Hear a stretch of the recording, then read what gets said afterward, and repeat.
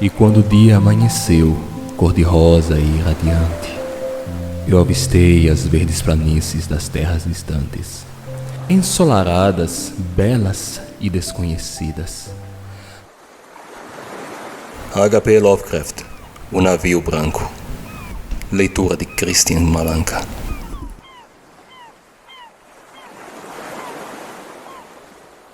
Eu sou Basil Elton, responsável pelo farol North Point, o mesmo deixado aos cuidados de meu pai e de meu avô antes de mim. Distante da costa e acima das rochas escorregadias e submersas que podem ser vistas quando a maré está baixa, mas são imperceptíveis quando ela está alta. E lá se encontra o farol cinzento. E por ele passam navios majestosos, vindos dos 7 mares. No tempo de meu avô eles eram muitos, no tempo de meu pai nem tantos. E agora são tão poucos que às vezes sinto-me estranhamente sozinho, como se eu fosse o último homem desta terra. De terras distantes vinham aqueles antigos navios mercantes de belas velas brancas, de terras orientais e longínquas, donde sóis quentes brilham e doces aromas se perpetuam em estranhos jardins e graciosos templos. Os velhos capitães dos mares geralmente vinham até meu avô e contavam-lhe sobre essas coisas, que por sua vez ele contou a meu pai, e o meu pai contou-me nas longas tardes de outono, quando o vento vindo do leste soprava de forma assustadora. E eu lia mais sobre essas coisas e sobre muitas outras também, nos livros que os homens me davam quando eu era jovem e maravilhado com elas. Porém, mais maravilhosa que a sabedoria dos velhos homens é a sabedoria dos livros e a sabedoria secreta do mar. Azul, verde, cinza, escuro, límpido, calmo, agitado, turbulento, o mar não é silencioso. Durante toda a minha vida eu observei e o escutei. E eu sim o conheço bem. De início ele me contou somente histórias simples e pequenas sobre praias tranquilas e portos vizinhos. Mas com o passar dos anos, ele ficou mais amistoso e falou-me sobre outras coisas. Sobre coisas estranhas, mais distantes no tempo e no espaço. E às vezes no crepúsculo, os vapores acinzentados do horizonte começavam a me oferecer visões de caminhos distantes. E às vezes, à noite, nas águas profundas do mar, ficavam cada vez mais claras e fosforescentes, visões de seus ocultos caminhos. E essas visões eram tantas quanto os caminhos eram, pois o mar é mais velho que as montanhas e repleto de memórias e sonhos de muitas eras. No longínquo sul era de onde o navio branco costumava vir quando a lua estava acesa e alta no céu. Do longínquo sul ele deslizava bem suave e silencioso sobre o mar. E o mar, estando calmo ou agitado, ou com vento amistoso ou desconfortável, não importa, ele sempre conseguia deslizar suave e silenciosamente, com as suas velas esticadas e suas longas e estranhas fileiras de remos movendo-se em perfeito ritmo. Uma noite, eu espiei um homem sobre o convés, de barbas e túnicas longas, e ele pareceu acenar para que eu embarcasse, rumo a terras longínquas e desconhecidas. E aquela fatídica noite que eu respondi ao seu chamado, a lua brilhava alta no céu. E assim, sobre uma ponte no luar, caminhei sob as águas em direção ao navio branco. O homem que me convidava agora me dava as boas-vindas em uma linguagem suave que eu parecia conhecer muito bem. E as horas foram preenchidas por doces cânticos dos remadores, à medida que deslizávamos rumo ao misterioso sul, dourado pelo brilho daquela delicada lua cheia.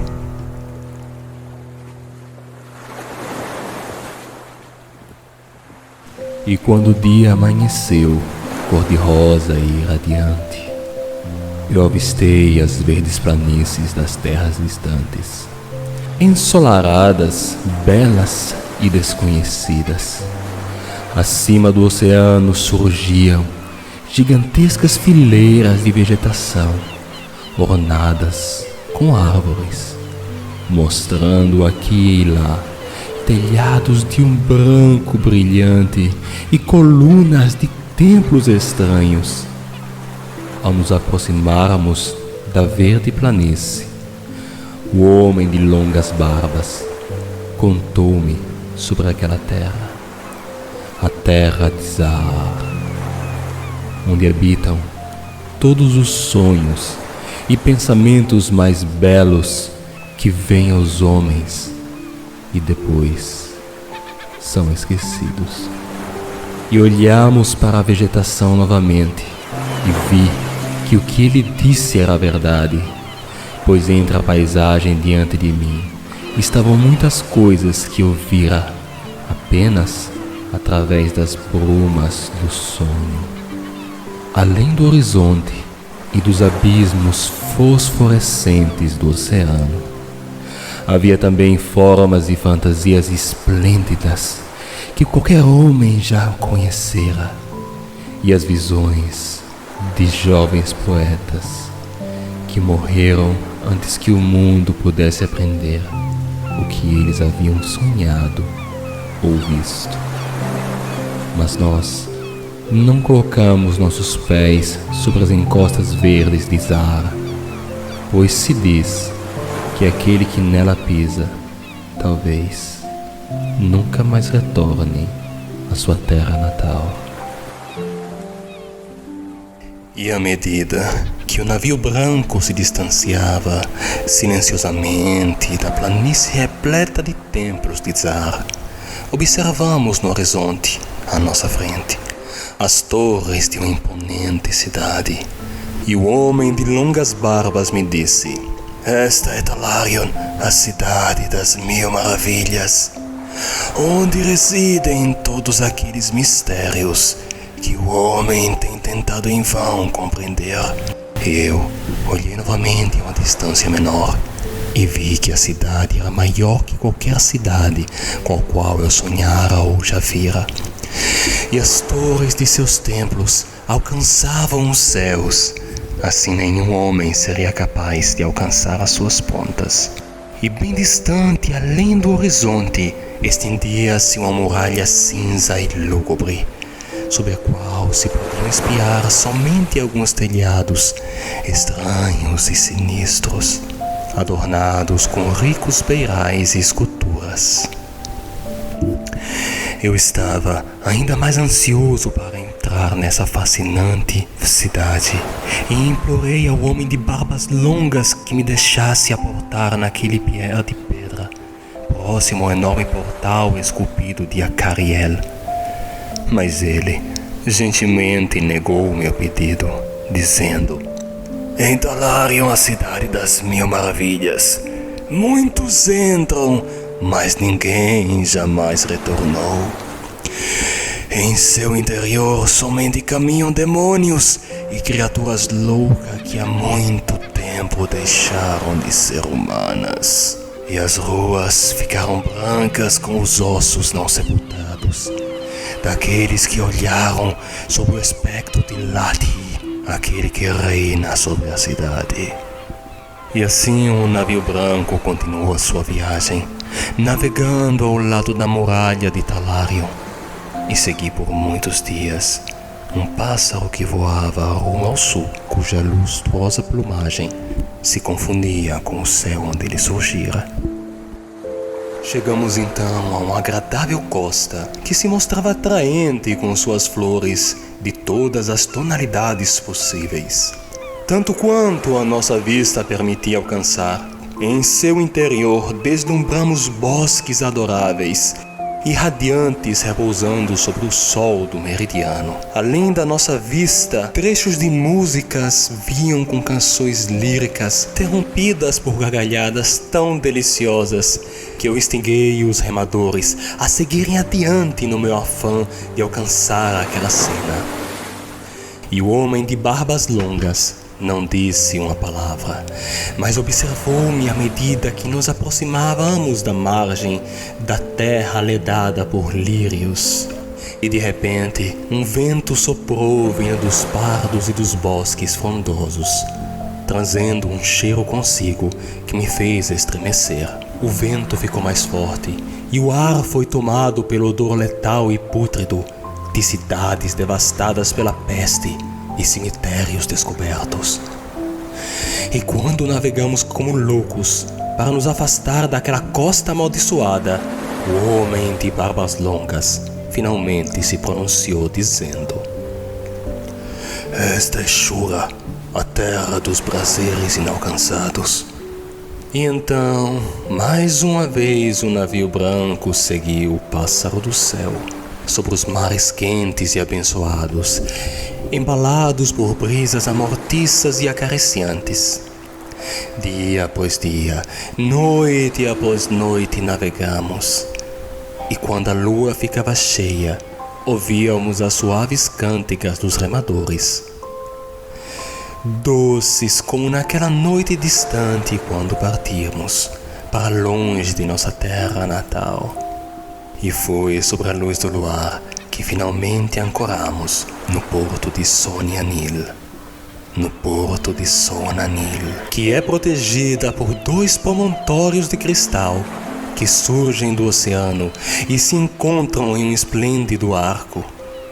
Esta é a terra da imaginação, e nós seguimos a sua costa verdejante sob uma ponte dourada de luz do luar.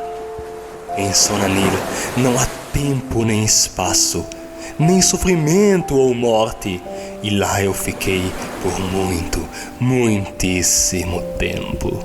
Verdes são os bosques e pastos, brilhantes e perfumadas as flores, azuis e musicais os riachos, límpidas e frescas as fontes, e impressionantes e maravilhosos os templos, castelos e cidades de Sona-Nyl. Naquela terra não há fronteira, pois cada visão bela surge uma outra ainda mais bela. E por toda a paisagem campestre, em meio ao esplendor das cidades, o povo pode se locomover à vontade, de quem a tudo é ofertado com uma graça intocada e uma felicidade genuína. Durante o longo tempo que lá permaneci, perambulei extasiado por jardins, onde pagodes pitorescos nos observavam, por detrás de agradáveis arbustos, e onde as calçadas brancas são ledadas por flores delicadas. Escalei suave as colinas, de cujos cumes eu podia ver as paisagens extasiantes, com cidades verticais como torres de igrejas, aconchegando-se em vales verdejantes. E as aboubadas douradas das cidades brilhando no horizonte infinitamente distante. E eu vi, sob a luz do luar, o mar cintilante, os promontórios de cristal e o porto tranquilo onde ficava ancorado o navio branco. Foi uma noite, contra a lua cheia do imemorável ano de Trap, que eu vi a silhueta do pássaro celestial e senti os primeiros indícios de inquietação. Falei então para o homem das barbas longas e contei-lhe sobre minha nova ânsia em partir rumo à remota Catúria, aquela que nenhum homem jamais vira, mas que todos acreditavam encontrar-se além dos pilares de basalto do oeste. Trata-se da Terra da Esperança, e nela brilha os ideais perfeitos de tudo o que se conhece em todos os lugares. Ou pelo menos é o que dizem. Mas o homem de barbas longas me disse: seja cauteloso com aqueles oceanos perigosos onde os homens dizem encontrar Catúria. Em Sonanil não há nem dor nem morte, mas quem pode dizer o que jaz além dos pilares de basalto do oeste? Todavia, na lua cheia seguinte, eu embarquei no navio branco. E com o relutante homem de barbas longas, eu deixei com alegria o porto para viajar por mares desconhecidos. E o pássaro branco voou dos céus à nossa frente e nos guiou em direção aos pilares de basalto do oeste. Mas dessa vez, os remadores não cantaram melodias doces sobre a lua cheia. Na minha cabeça, eu geralmente desenhava a terra de Catúria, com seus palácios e caminhos esplêndidos, e me perguntava que novos deleites me aguardavam. Ah, Catúria, eu dizia a mim mesmo, é a morada dos deuses, é a terra das inumeráveis cidades de ouro. Suas florestas são de aloe e de sândalo, e os bosques são de camorim, e entre as árvores voam pássaros alegres cantando doces canções. Nas verdes e floridas montanhas de Catúria encontram-se templos de mármore róseo, adornados com entalhes e pinturas que representam glórias, e em seus pátios há fontes de prata, onde águas perfumadas vêm do rio Narg, cujas nascentes se encontram em uma gruta e bramem encantadoras canções. E as cidades de Catúria são cercadas por muralhas douradas e seu calçamento também é de ouro. No jardim dessas cidades encontram-se estranhas orquídeas e lagos perfumados cujos leitos são de coral e de âmbar. À noite, as ruas e os jardins são iluminados com lanternas vistosas, feitas com casaco de tartarugas de 3 cores. E lá ecoam as doces notas de um cantor e um tocador de alaúdes. E todas as casas da cidade de Catúria são palácios, cada um deles construído sobre um perfumado canal que conduz às águas do sagrado Niark. De mármore e alabastro são feitas as casas, e cobertas com telhados de ouro brilhante, que refletem os raios do sol e aumentam o esplendor da cidade, como se os deuses jubilosos as observassem de picos distantes. O mais belo de todos é o palácio do grande monarca Dorieb, aquele que alguns afirmam ser um semideus, enquanto outros um verdadeiro deus. Ah, tão sublime é o palácio de Doribel, e muitas são as pequenas torres de mármore sobre as suas muralhas. Em seus amplos salões, multidões se reúnem, e lá pendem troféus conquistados a eras. E o seu teto inteiramente feito de ouro, sustentado por altos pilares de rubi e lápis lazuli, entalhados com imagem de deuses e heróis, que faz com que aquele que os fita tenha a impressão de estar contemplando o próprio Olimpo. E o piso do palácio é feito de vidro, sobre o qual correm as iluminadas águas do Narg, alegre com os pomposos peixes, por ninguém conhecidos além das fronteiras da amável Catúria. E assim eu falava para mim mesmo sobre Catúria, mas o homem de barbas longas sempre me alertava para voltarmos à fortunada Sonanil, pois Sonanil é conhecida pelos homens, enquanto ninguém conseguia chegar a Catúria. E no 31º dia, guiados pelo pássaro, alcançamos os pilares de basalto do oeste. Envolvidos pela neblina estavam. Assim nenhum homem podia espiar ou ver o seu ponto mais alto, que na verdade alguns dizem chegar até os céus.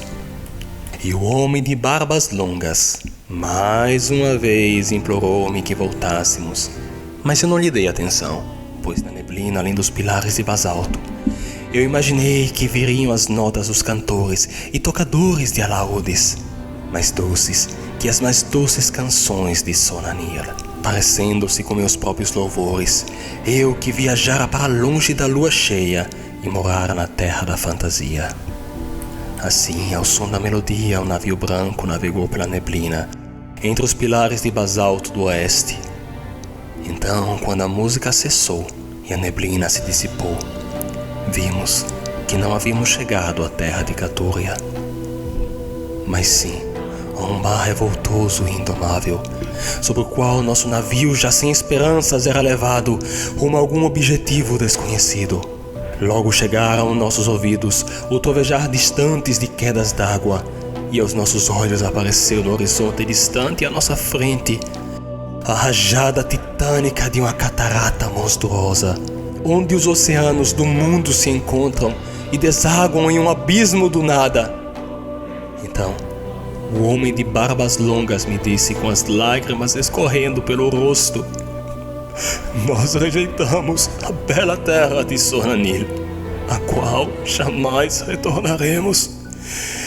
E os deuses são maiores que os homens, e eles venceram. E eu fechei meus olhos antes da queda que eu sabia que viria, impedindo a visão do pássaro celestial que batia suas asas azuis orgulhosas sobre a correnteza. E com a queda veio a escuridão, e ouvi os gritos dos homens e das coisas que não eram humanas. Dos ventos tempestuosos do leste eles surgiam e deram-me calafrios, como se eu me curvasse sobre uma laje de pedra que surgia em meus pés. Então ouvi uma batida e abri os olhos e me encontrei sobre a plataforma do farol, onde eu partira há muitos e muitos anos. Na escuridão abaixo surgiam os vastos contornos, embaçados de um navio despedaçado sobre as rochas cruéis. E quando fitei os destroços e vi que a luz havia se extinguido pela primeira vez desde que meu avô assumira seu posto no farol. E nas tardes horas noturnas, quando eu fui para o interior da torre, vi que o calendário pregado na parede continuava lá como eu deixara na hora em que partira.